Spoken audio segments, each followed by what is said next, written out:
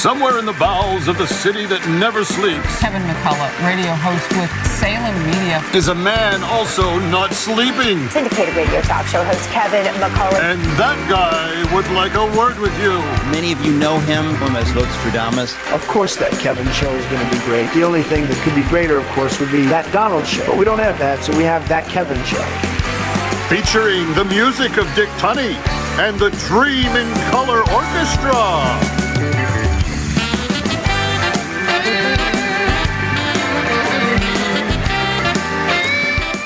He's been a Wildcat and a Jayhawk, along with being a governor, a senator, and an ambassador, Sam Brownback. She's a concerned woman who's now live 24/7, Sandy Rios. Funny man and sketch artist, John Christ. And in the spotlight, Ann Wilson. And now, live from Times Square, where 6 of the Supreme Court justices went for a happy hour on Friday, here's that Kevin!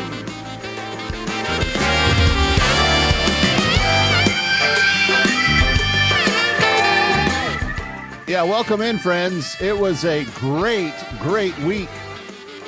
If you are someone who loves common sense, if you're someone who wants, I don't know, a little bit of this kind of crazy out of control court stuff to be reined in a little bit, this was the week for you. There was no better outcome than the final 4 or 5 cases that the Supreme Court handed down this week. And I think it's really a turning point. In fact, as we are heading into the campaign season, and you know that people are going to continue to talk about the candidates, and there's going to be more and more speculation about whether or not former President Trump can mount the burden that he needs to get past all of his court cases and be able to campaign rigorously and get out there. I mean, obviously, none of this stuff is hurting him with the polls because he's doing fine. But the other side is having a bad time. Oh, I was going to say, and so one of the justifications for why President Trump should be out there banging the drum every single day, he should be bragging about this last week at the Supreme Court, because it was his court that delivered the affirmative action, college tuition, religious liberty wins that all came down in the last few days. Welcome to the weekend. Kevin McCullough, glad to have you with us. Speaking of campaigning, did you see the other guy over on MSNBC? I'm going to be down there congratulating him. I said I'd be a president for every American, whether they voted for me or not. Well, and the ones that didn't vote for your bills but run on them. That's right. Mr. President, thank you. Thank you. Thank you very Nicole, much. I appreciate it's great to have you. It's Thank great you. to have Thank you. Thank you.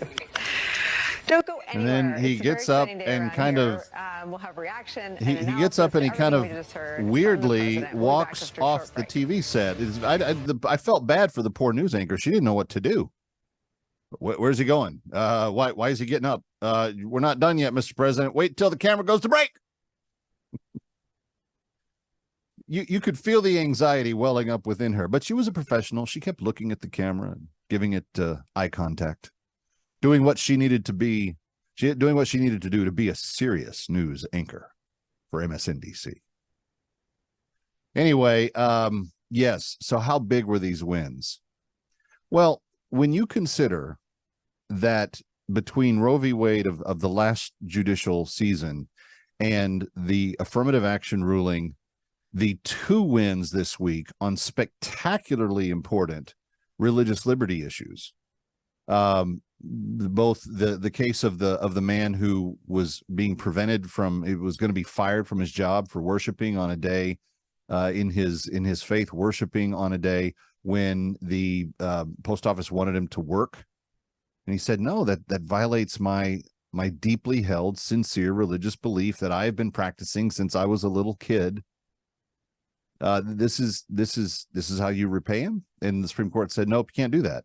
If he's willing to work the other 6 days of the week, and this is the accommodation in order to observe his faith, then you need to do that. And the court was very clear in that.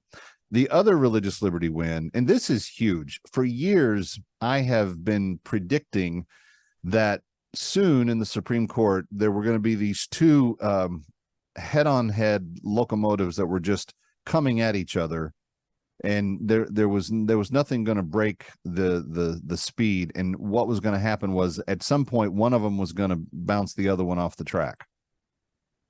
And these would be the two groups. All of the people that have been seeking sincere practice of their faith as it regards to sexual immorality and what makes up proper sexual practice according to their faith. All the faiths, by the way, address sexual practice. Judaism, Islam, Christianity, they all say there are forms of sex that are moral and there are forms of sex that are immoral. It is a very recent notion by only a very small portion of people that believe that there's no rules at all to sex, that there's no moral guidance on it at all.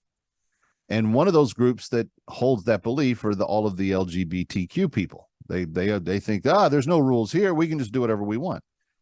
And nobody's really keeping them from doing whatever they want. But the problem was, they didn't just want to do what they wanted. They wanted to put what they believed on everybody else and make everybody else act as though they believe it too. This is why they've been working the court systems and manipulating the laws and making the case for all these years that they have to be allowed to not just do what they want to do with whoever they want to do it with. They have to make sure that you like it and that you say out loud that you approve of it. So whether it's adultery or lesbianism or transgenderism or whatever, this is how that group of people have been approaching that subject for the last couple of decades. And I've been saying these two forces are going to meet head on at some point, and they did in the Supreme Court this year, and they decided on it just yesterday, day before yesterday.